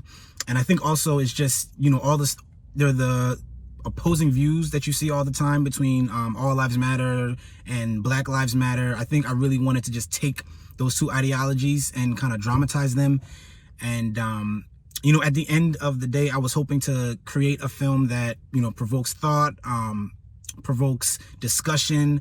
I've had a lot of people so far watch the film, and, you know, some people agree with the Angie character. Some people agree with the Cam character. And, you know, this isn't necessarily a film about heroes and villains and this person's right, this person's wrong. It's more about just kind of depicting, you know, just as accurately and honestly as I can, views that are shared by, you know, people throughout the world. You know, I'm very, very grateful for this opportunity to share my film. I hope it leaves, and I keep saying this, but I really, really can't stress it enough that I really hope that people can watch this, and I hope, you know, you have a nice talk afterwards about, you know, what's said and whether or not you agree with it. And I'm so far, I've been fortunate enough to screen this film, at least virtually, at a lot of different festivals, and the responses has been overwhelming. So I'm just, you know, very excited, just very happy that, you know, something that I wrote and directed was able to, you know, spark some kind of nerve in somebody, whether it was, you know, I love this film, or, you know, I was mad that they said this or mad that they did that. You know, whatever type of reaction you have, I think that's the beauty of you know, filmmaking, is that you can create something that can leave a profound impact on people. So I'm just excited, and definitely want to keep on doing this. And I hope you all are able to, if you have checked out the film, I hope you enjoy it. I hope it leaves you with something to think about. And once again, thank you for this opportunity. Can I ask, how many films have you made? That's a kind of a complicated question, because I've made probably 2 real films, but I've probably made about 400 or 500 videos. Right. I've been making videos for a very long time, mostly of seniors telling their stories for their families. That's and beautiful. I'm also a retired therapist. So Yeah, right. Well, I mean, yeah. So the film is so moving, and it goes through a lot, and it's like a whole lifetime of stuff that's been building up in you, and it was so beautiful to see it expressed through such a moving film. And what was it? Did you think you'd ever make this film before, you know, 2020 with all the Black Lives Matters movement? Was this something that you wanted to make, or was it just kind of it all came to a head when the world did? You know, the impulse for this goes back to November of 2016. What I always say is Trump grabbed power and I grabbed my video camera. The next night I was in downtown Oakland shooting a protest. That was a really moving, rousing protest. A lot of folks from Occupy, from Black Lives Matter, and people who were just really worried and concerned and pretty distressed. And I felt like that was my contribution to what became the resistance. And over the next 4 years, I filmed a total of about 75 protests. So the original impulse wasn't to film Black Lives Matter, but it was certainly that thread of, you know, the statements about Mexican Americans and Mexicans, the Muslim ban, Charlottesville. After Charlottesville, there was an enormous protest here in Berkeley. And then of course and then I knew that I wanted to try and make a film. I got a grant to make a film about me, this almost 70-year-old woman out there filming all these protests, to really inspire people to be politically active and to vote in 2020. That was my initiative, my intention. And then of course the terrible, horrible, tragic killing of George Floyd, and things kind of exploded again with the new iteration of Black Lives Matter. And it's a cause and a pain that's really near and dear to my heart, growing up in the South in Birmingham, Alabama in the 50s and 60s. So I knew that that was something that I wanted to capture, but it was also just what was happening in terms of protest. And it was the time when we were out filming protests. So it became a really central part of my movie, of the little mini doc. Lee, I was so inspired by your film for 2 reasons in particular, besides it being incredibly artistically done. It's just this lifetime of activism. And one message that we always speak from the stage at Flicks4Change is we want you to take one next step with a difference maker, one of the nonprofit organizations that are here at our event. collaborate with a filmmaker and tell a story, take one next step before you leave here today to be the change. And one thing that really just was amazing to me is your history as an individual activist, and now because you're creating a film, doing it on a broader reach, broader scale. But you began speaking out and protesting for civil rights, women's rights, gay rights, the environment, against the war, ever since you were in school. So I guess one thing that I want to, which is amazing, by the way, and one thing that I want to ask you is, as a 70-year-old white woman, what is it about the Black Lives Matter movement in particular that compelled you to make that really sort of the focus of this particular film, Truth and Reconciliation?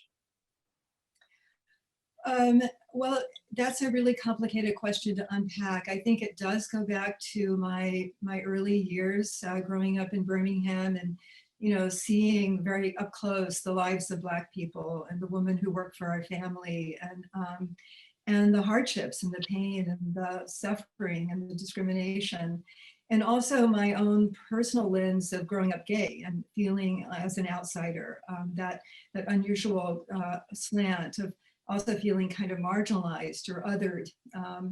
And then, of course, going to college in 1969, it was all mixed up together. The civil rights movement, anti-war, women's rights, gay rights, it all started to happen kind of at the same time, a very interesting and wonderful time. I think similar to now. There's a lot of creativity.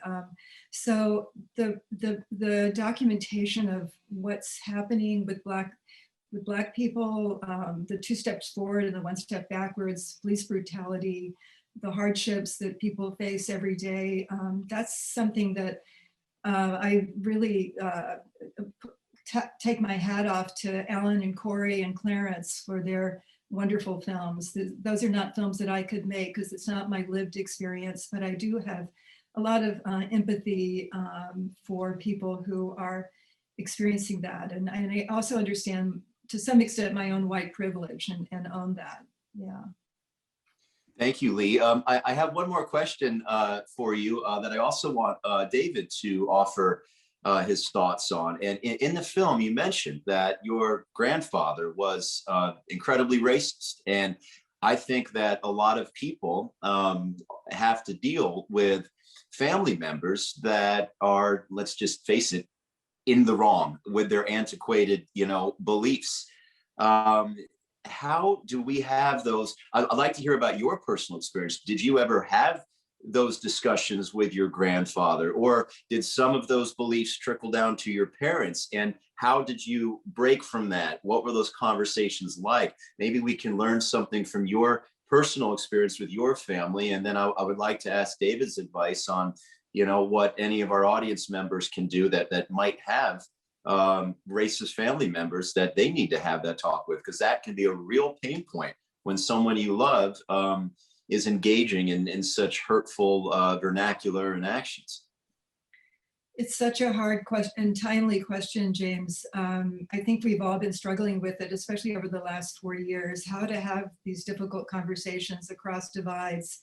And I'm really also struck with Alan and Corey's film about the importance of listening and asking good questions. That's really how people hear each other. And there's been a lot of talking past each other, especially over the last 4 years. And I think it's really built on creating some safety and trust and real genuine curiosity, authenticity. So, and I'm aware that people in the South, I still have 2 brothers who live in Birmingham, Alabama, and there's a lot of fear. It's a lot of fear mixed with, concern about losing status, losing, control. And a lot of it's been really ginned up over the last 4 years too. I think people at base, most people, their hearts are good. It's just how to create dialogue in a safe way, in a safe place. And I don't have a good formula for it. Sometimes I feel like I'm doing it well, and sometimes I don't. But I think we're all a work in progress too. Yeah. Thank you, Lee. David, I'd like to hear your thoughts about, how differences in beliefs within a family can be dealt with, and how maybe those relationships can be preserved, or maybe even if they need to be at times left behind. Sometimes that's the decision that we have to make when somebody, even that we love, is engaging in such hurtful thinking or actions. Yeah, and I appreciate the comments. It's probably the hardest, most difficult part of having these conversations, because they're family members, and it is fear, and it's true. It's, you know, it's fear on a lot of levels. So the one thing I will start by saying is that COVID has been a revealer. George Floyd has been a revealer. We all know, before 2016, and even after parts of 2016, all of this was still here. This was already here. And what's happened is, you know, with the help of all of you and somewhat with work that I do, because companies are now stepping up and saying, oh, wow, we really have to do something. We've always been asking for change. We've always been saying that Black Lives Matter. Okay, we've always protested, actually, as well. I mean, there's no difference in the manner in which we've all approached this, right? Look at, you know, the March on Washington, 68, Million Man March. I mean, it goes on and on. My point is that this is the best time and the best opportunity, especially around families, because it's out in the forefront, to be brave out there. And that's the only way I could say, because some people will say, no, my grandfather is, you know, a snake in the grass. He would never, whatever. But we approach it, we say it's the ABCs. It's that you first have to acknowledge the bias and call it out when they say it, right? Because most of the time people, well, especially family members, is, oh, that's just Uncle Joe being Uncle Joe.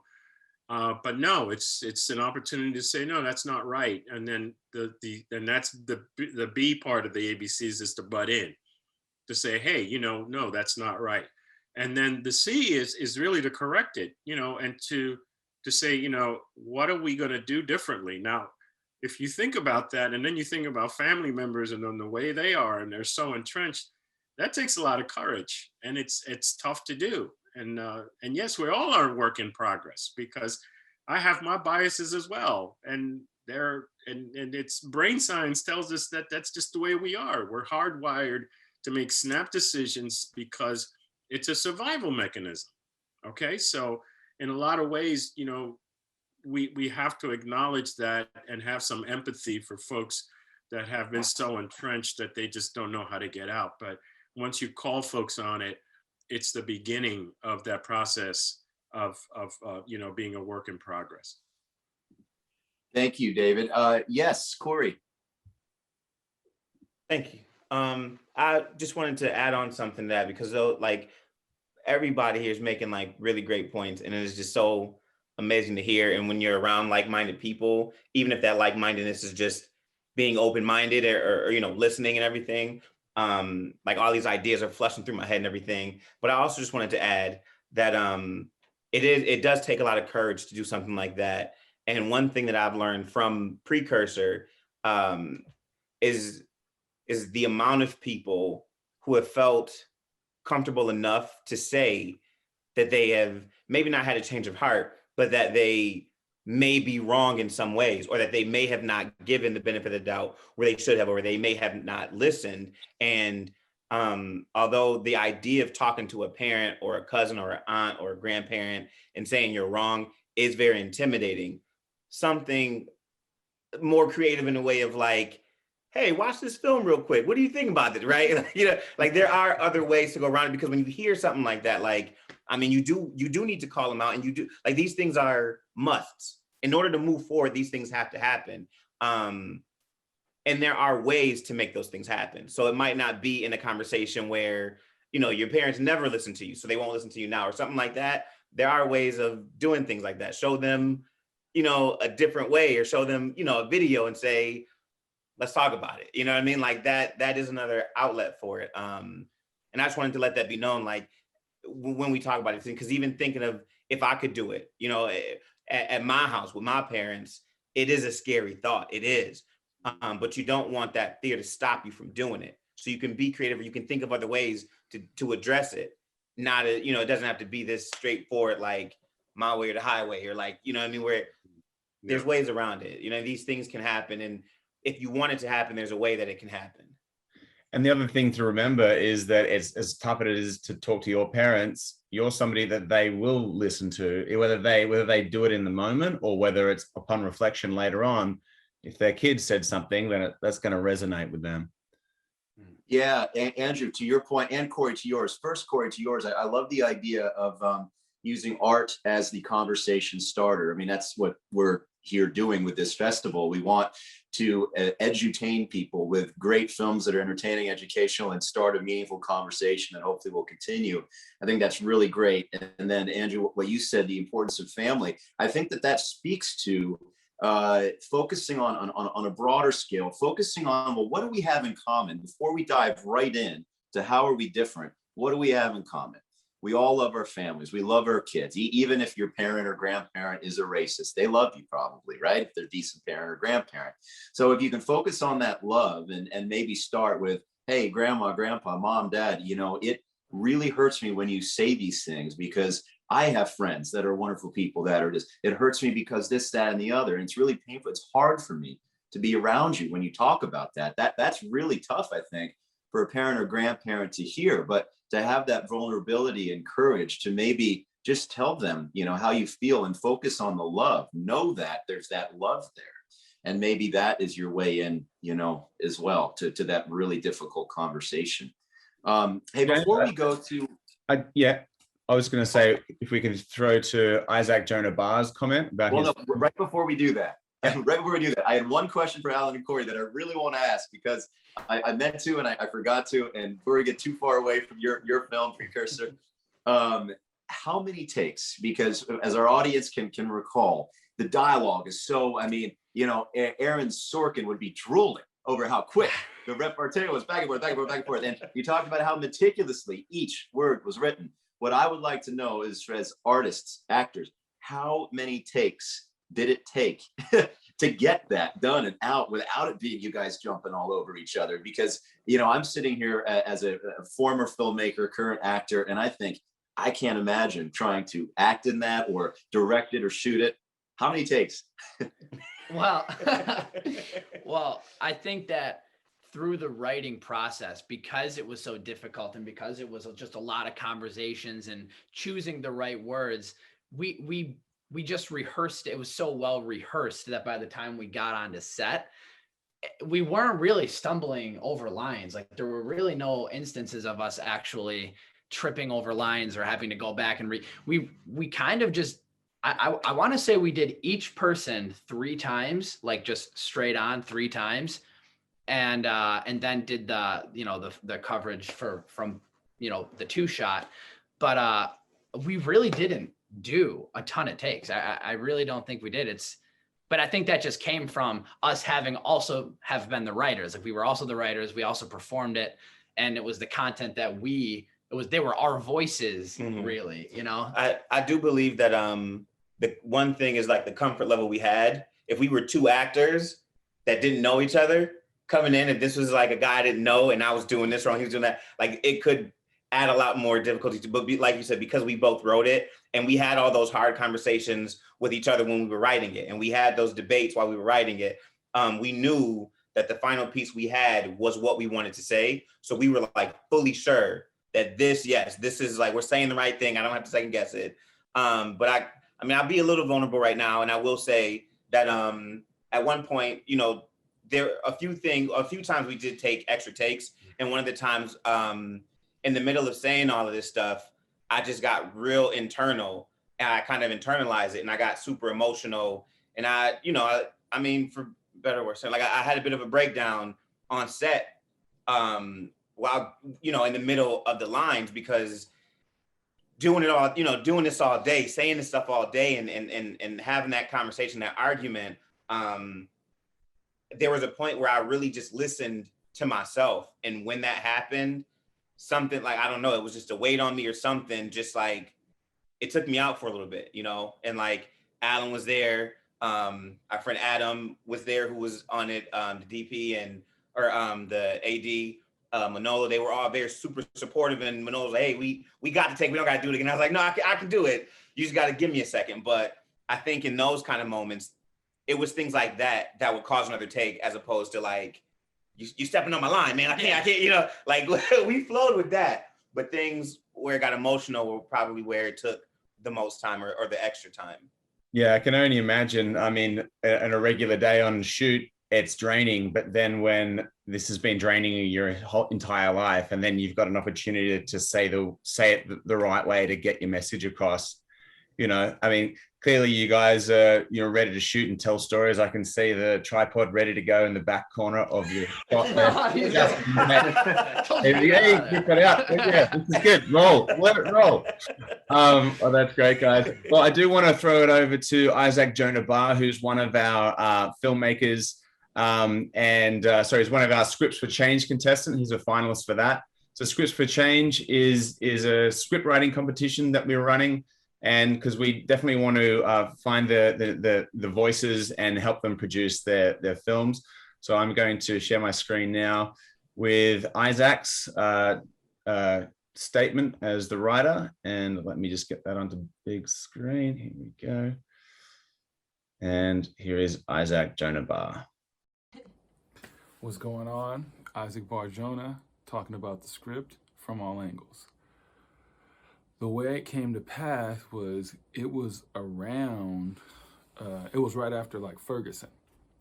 And after Ferguson, you know, all those people are talking about how justifying killing a black kid over some Snickers or whatever, you know, just justifying killing him or what should have happened. And everybody had opinions.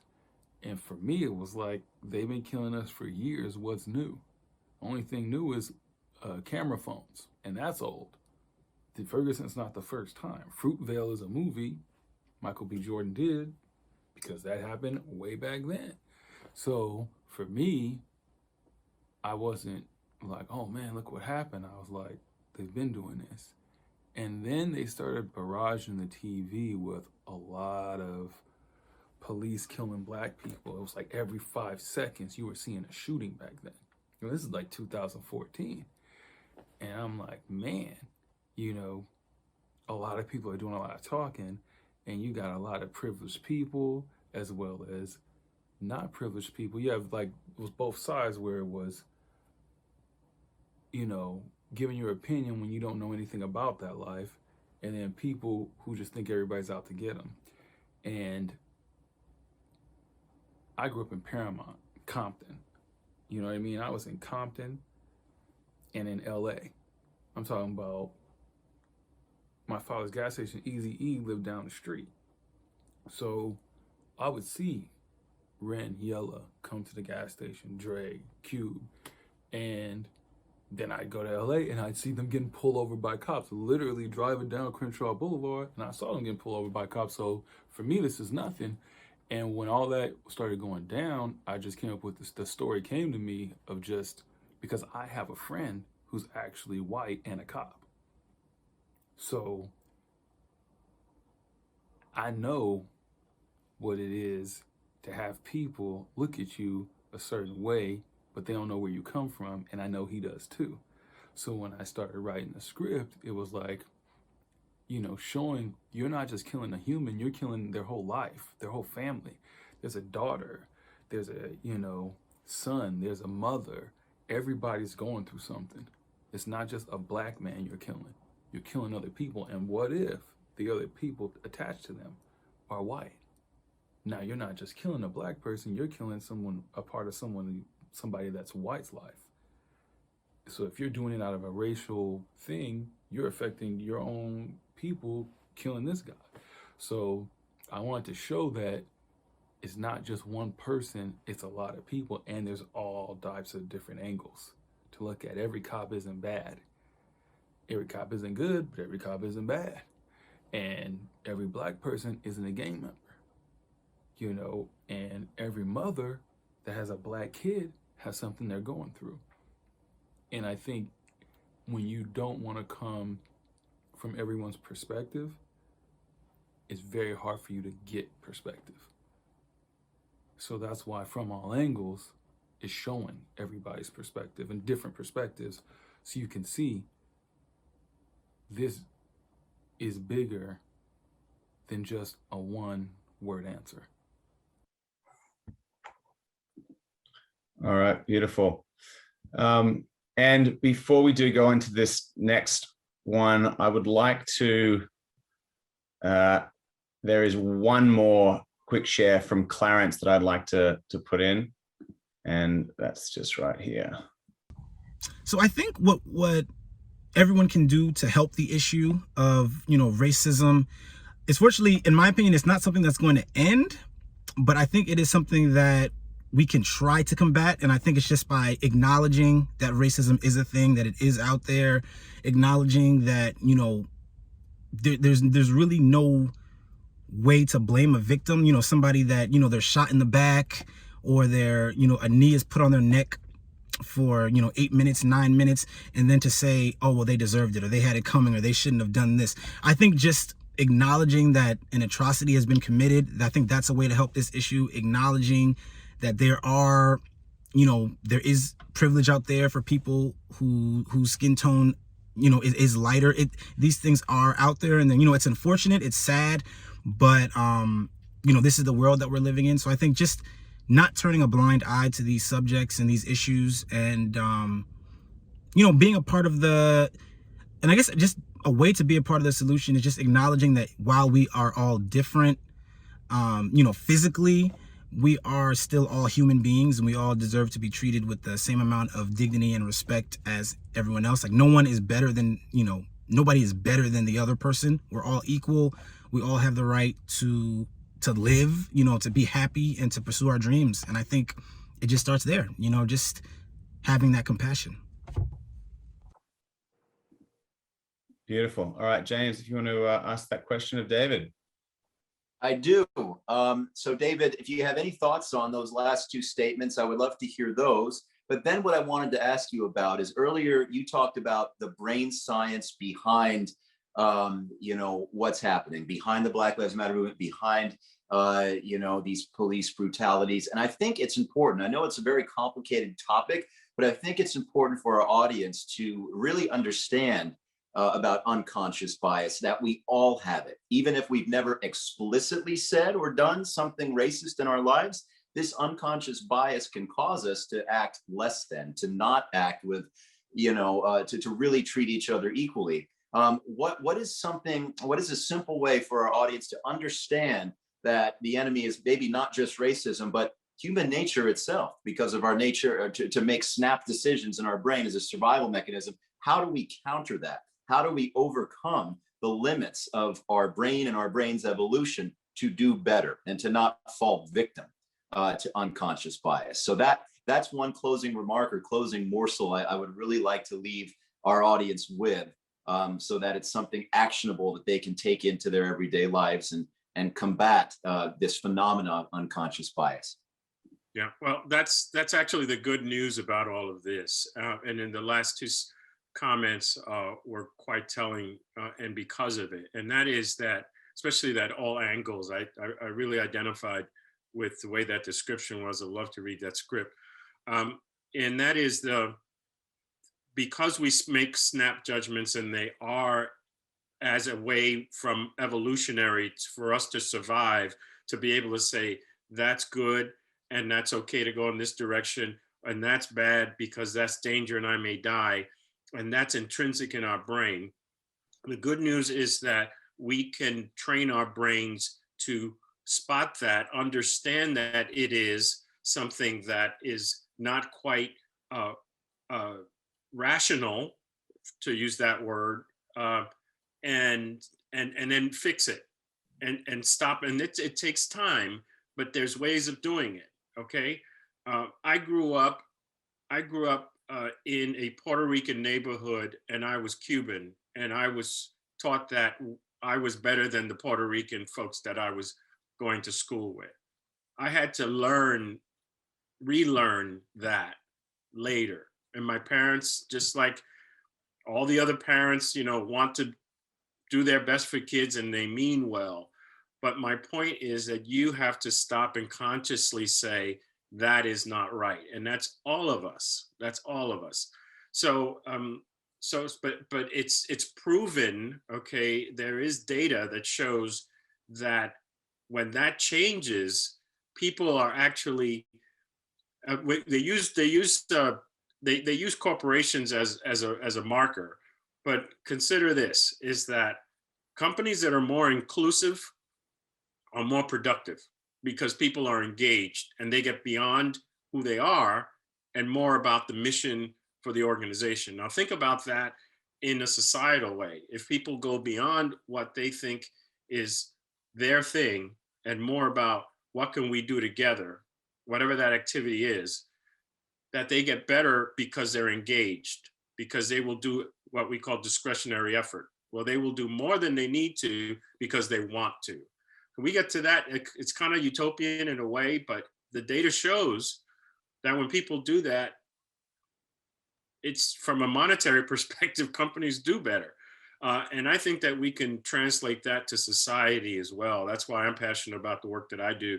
And I'm sure in the same way that you all are passionate about the work you all do, in that there is a way to change that. I don't know if I answered your question, but it's a learned behavior. Biases. It's a learned behavior that comes from evolution, but it's reinforced over time, and that you can change that behavior. It sounds like one thing you might be saying is that a good way to change what's going on in the unconscious is to feed your subconscious new information. So when you strive for inclusion and working together and focusing on a mission with people that seem different from you, you are feeding your subconscious new data so that your unconscious biases may not be so strong. And little by little, you can actually break them down and have them play on your day-to-day actions and thoughts a little less. Is that fair? That is fair, and it takes practice, and that's the other thing. So you can't be internal about that process. It's got to include others. It's got to be in that brave space. It's got to be with people, agreeing to be vulnerable, and those are and the fear factor, all of those things. But yeah, absolutely spot on, James. Well, thank you guys, and thank all of you so very much. Oh yes, Corey. Just really quickly, I wanted to add something, and I'm so thankful that David is on this call. Like, just the insight you have is just so great. At Lee as well, obviously, but I just wanted to point that out. Like that, hearing this side of it is so beneficial, and I just wanted to add to that that when you take those steps and you decide to try and be more inclusive and things like that, I do think that it is also important to be conscious of where it's coming from, because one thing you don't want is to put forward this effort of like, I'm being more inclusive and I'm doing these things, and you don't want a savior complex to build up. So you don't want to do these things and it come from a place of, well, they need me. This won't happen without me. So I'm going to be inclusive because if I don't do it, you know what I mean? Like, they don't stand a chance. You just want to be conscious of where it's coming from, and it's coming from a place of like inclusion for all and the betterment for all. So just be mindful of that, I would say. That's a very, very valuable point. I think. More. Absolutely. Yeah. Well, I want to thank all of you so much for your incredible art, for the incredible work that you do professionally, for being vulnerable, with sharing your feelings through your art and in this conversation today. I hope our audience was listening close, because I think there's some really great actionable things that they can take from the wonderful art that they just saw and from the conversation we just had. So if you weren't paying attention, just replay it and play it from the start again, and get another hit on the YouTube. But guys, yeah, thanks so much for being a part of the festival. We wouldn't have it without you guys. So thank you so much, and keep on doing the amazing work that you're doing, and keep on being the change. Thank you guys. Thank you so much. Thank you so much. All right. Cheers, Take guys. care. Good stuff. Thanks, everybody. Bye-bye. Bye. Well, we hope you enjoyed our first night of films and the panel discussion that followed. I certainly enjoyed conducting the conversation and watching the films along with you.